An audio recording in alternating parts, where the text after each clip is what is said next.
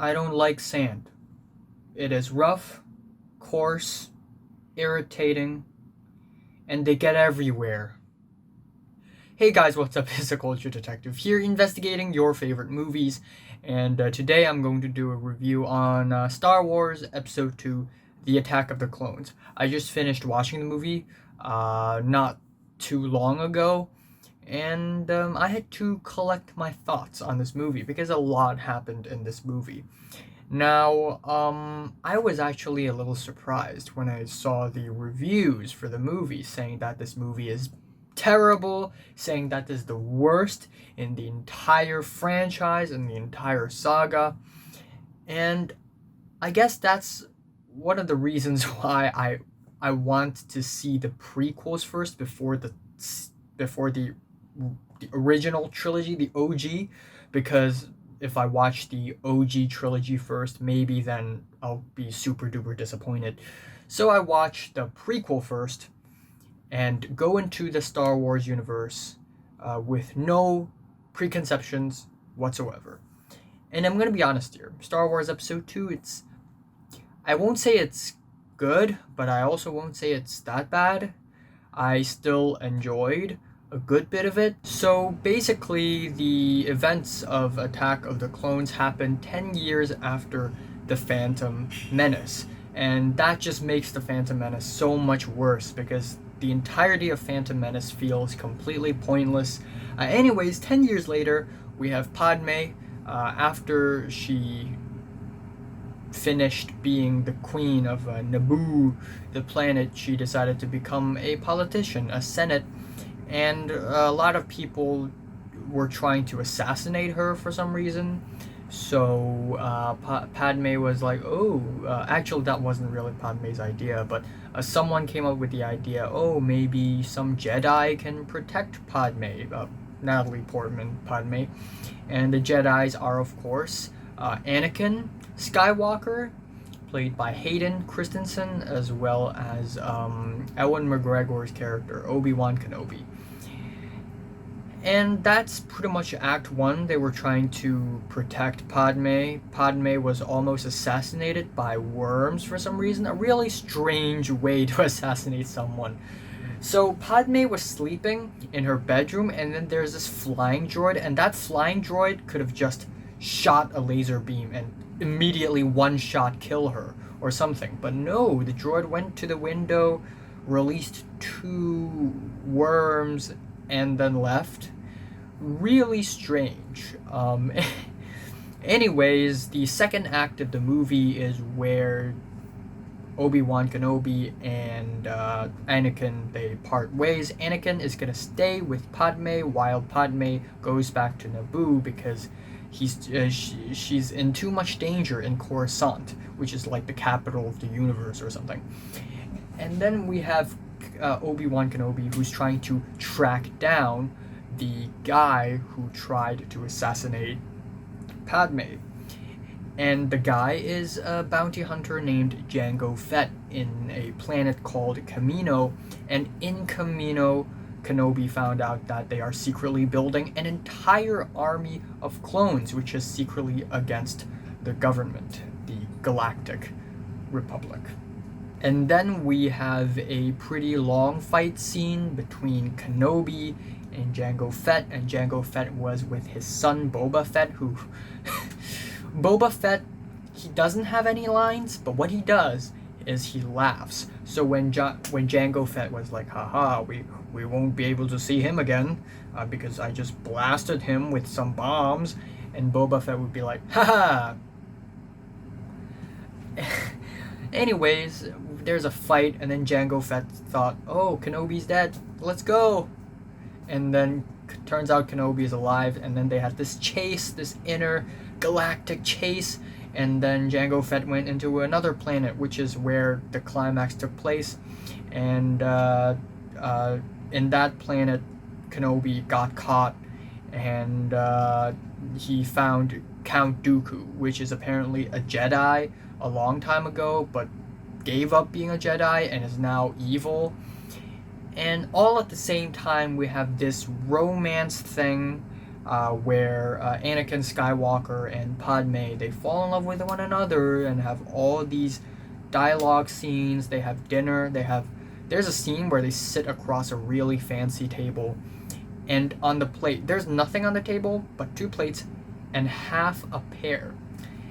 And there was a very fancy fork and knife, and Padme was about to cut the pear, and then Anakin would use his force to to make the pear float towards him. He cuts it and then fly a piece back to her. That is the most extra way to eat a fruit. Just grab it and bite into it. You don't. Why? Is this a part of Naboo culture?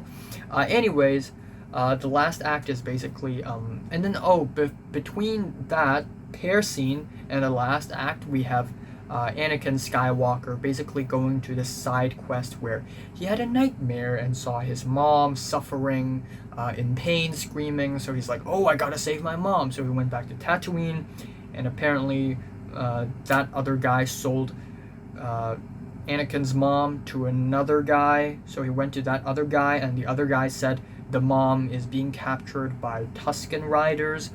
So Anakin went to the Tusken Riders to find his mom, and his mom didn't make it, and he got super upset and he killed all the Tusken Riders, except that scene only lasted 2 seconds long.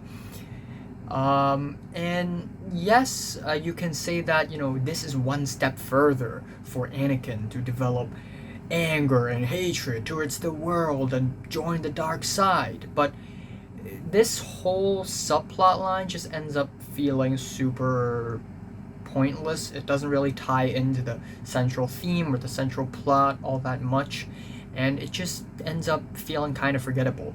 And then we have the last act where Anakin and Padme, as well as C-3PO and R2-D2, they decide to rescue Kenobi in that planet that Jango Fett is also in, and also Count Dooku was also in. And honestly, I'm gonna be honest here. A lot of people are like, "Oh, the last act sucks," blah blah blah. I actually kind of enjoy it. There's a conveyor belt scene, which is, yes, also very pointless. They don't have to go through the conveyor belts.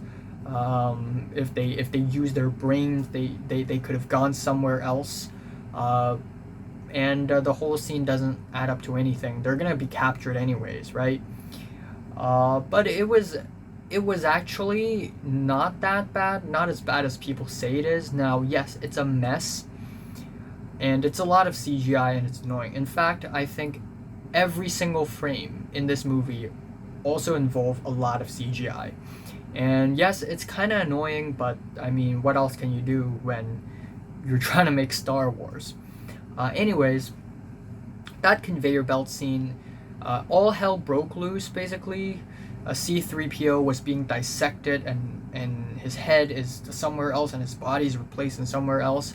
Again, it doesn't add up to anything. There is no consequence in that scene, but at least there's that. And then Padme is stuck on a barrel, and then Anakin got his hand stuck somewhere, and it was hectic. It was hectic. At least there's that.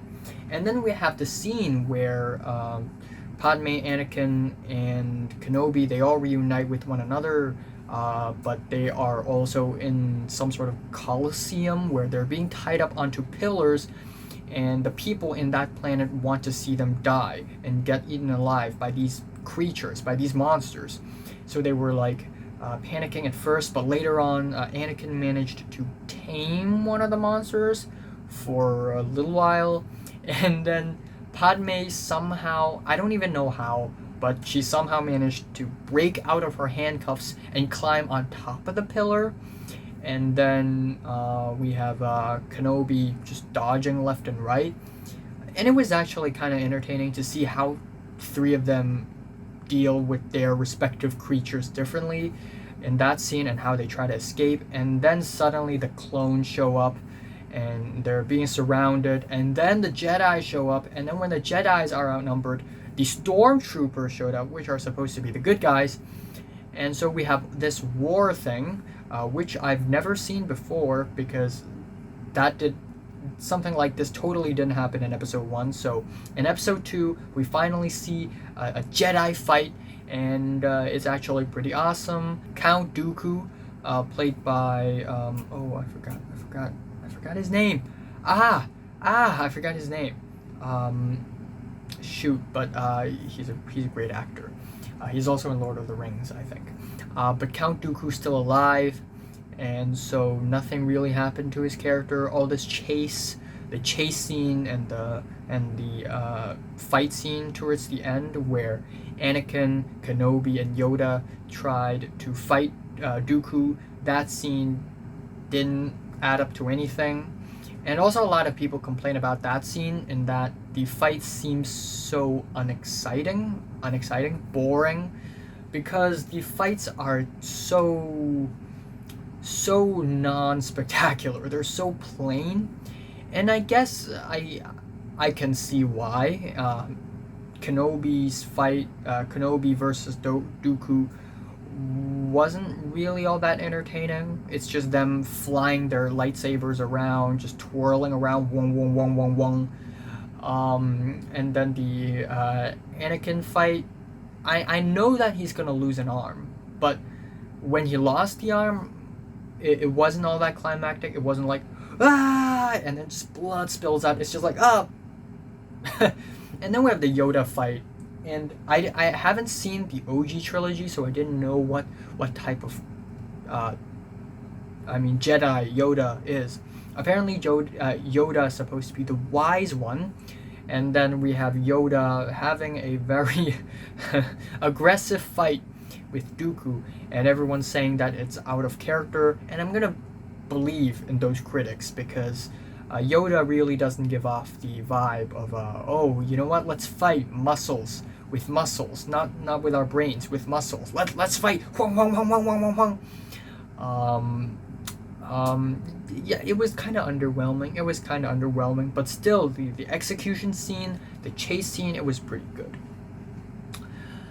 Now, that being said, I think the worst thing about this movie is the romance. Now, I thought the romance is going to occupy a lot of the movie, but actually didn't. But still, there are like 4 or 5 scenes where it's just Anakin and Padme together, and their romance is so cheesy and it feels so forced. It's so forced. I can't tell they were in love with one another. And Natalie Portman is a good actress. Hayden Christensen is terrible. Oh my god. And I don't know if it's really the actor's fault or is it the script's fault, because the scripts they don't really show their romance really. Like, you can't really feel the love in the air. It's just bad, cheesy dialogue, and Anakin creepily staring at Padme like, "You were as beautiful as I last saw you in my dreams," and Padme's like. And then half an hour later, Padme suddenly changed her mind 180 degree. "I love you. I truly, deeply love you." Which is, nobody ever says that, you know? So the romance is super forced, and I don't like that. And then we have the acting, and they're terrible. They're terrible, especially for Anakin. His acting is just bad. I like Ewan McGregor's acting. It's not great, but Ewan McGregor is probably the one good thing, that the one character in this entire movie that actually is like, yeah, you know, I actually root for the guy. I actually root for Kenobi. Yeah. And then we have the inconsistencies in this movie, and also these dumb moments, like, okay, Padme, someone's trying to assassinate Padme, right? Why is Padme being so revealing? Like, she's wearing a crop top of sorts in the last act, or at least when she's trying to when she's hiding in Naboo, at least wear something else. At least not pretend, not act like someone important, you know? And then we have Anakin as well. He looks like a Jedi, and when in fact he's actually not a Jedi yet. He's only an apprentice, a Padawan. And if someone's trying to kill Anakin, Anakin could have just hide, you know. Anakin could have just wore different clothes and disguised himself. And then we have the inconsistencies of Master Sifo Dyas. So Kenobi went to this planet of Kamino, and the people there, I don't know. Are they have a memory of goldfish. That's my impression, and I don't even know if it's intentional or not. But these people, or these creatures on Kamino, they were like, oh, a Jedi 10 years ago ordered the creation of this clone army, and that Jedi is Sifo Dyas. And Kenobi was like, oh, Sifo Dyas, he's killed almost 10 years ago. So theoretically, he would have showed up in the Jedi Council in Phantom Menace, but then no, and apparently Mace Windu was like, oh, Sifo Dyas, he's a Jedi. And I originally thought Sifo Dyas and Count Dooku is the same person. It's really messy. And yeah, I also, a lot of the scenes involve a lot of the scenes involving Mace Windu of Samuel L. Jackson, Yoda, Palpatine, and Jar Jar are just them standing around not doing anything. At the end, they do something. They fight and stuff, which is cool. But there's that one scene where, for some reason, Padme wanted Jar Jar Binks to replace her as Senate temporarily, and Jar Jar Binks replaced Padme and made a decision to give all the power to Palpatine, which means that Jar Jar Binks is one of the reasons why the Dark Empire happened and Palpatine became powerful and stuff, which is confusing. Why would you give such great power and responsibility to someone who was originally a runaway, an exiled idiot in a secret underground water world, which isn't even that important to begin with? So that was a mistake. And I guess there are also a bunch of other terrible dialogue moments, cheesy moments, dumb moments. Again, a good bit of this movie is entertaining, and this movie doesn't have these very pointless, unimportant side quests like the pod race in Phantom Menace, which, yes, it's entertaining, but it's completely useless. Yeah, this movie, Attack of the Clones, it feels more cohesive, more coherent. It's definitely more ambitious and more entertaining. But still, it has a lot of flaws, and I don't think it's that great. I like this better than Phantom Menace, but it's still not that great of a movie. So I'm saying that Star Wars Episode 2, The Attack of the Clones, is meh, and I'm giving it a light to decent 6 out of 10. So, have you watched Episode 2 from 1 to 10, how much did you rate it? Like if you like it, and subscribe if you want more. And thanks for watching. I will be watching The Invisible Man and Being John Malkovich by Charlie Kaufman very soon, and then Shutter Island